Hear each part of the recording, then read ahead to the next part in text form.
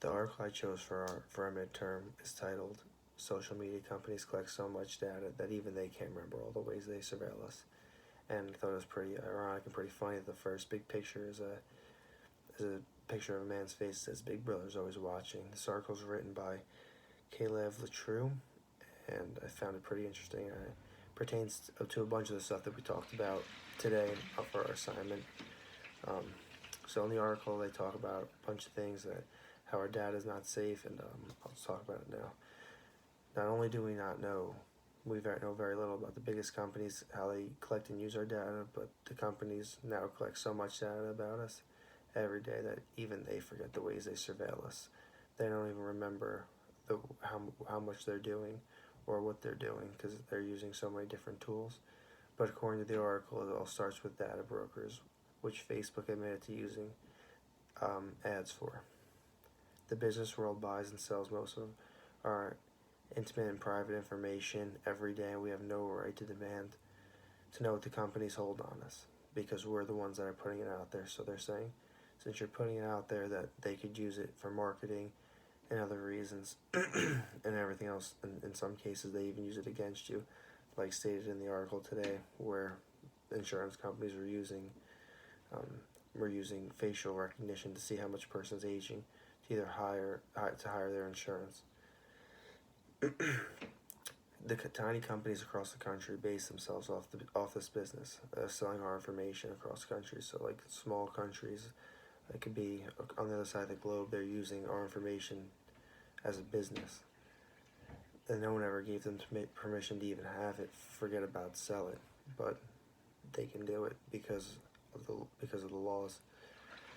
And some of the stuff that they're selling isn't even valid information. Just building a privacy law on the internet, according to the article, is not going to fix the problem. The article talks about how one major problem is company accountability, that they never are accountable for their actions. They just they just say no comment, or they just brush it off until eventually blows up in their face, and then when questioned about it, they just say no comment. There's no follow up to make sure they're actually doing the right things now. That like we want to know, did it work? Did they make the changes? Is it going to happen again? Or is your information safe? Should you not be using certain social media apps? Luckily now there are private researchers that are looking into this, and they found that on Facebook was using address books to identify non-public contact information.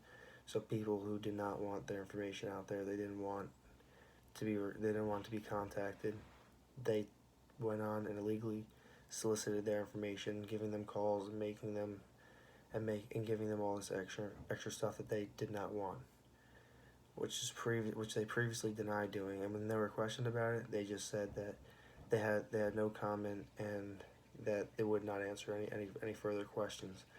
And Facebook has been seen to be doing a lot with stealing customers and their users' information and making tons and tons of money off of our information.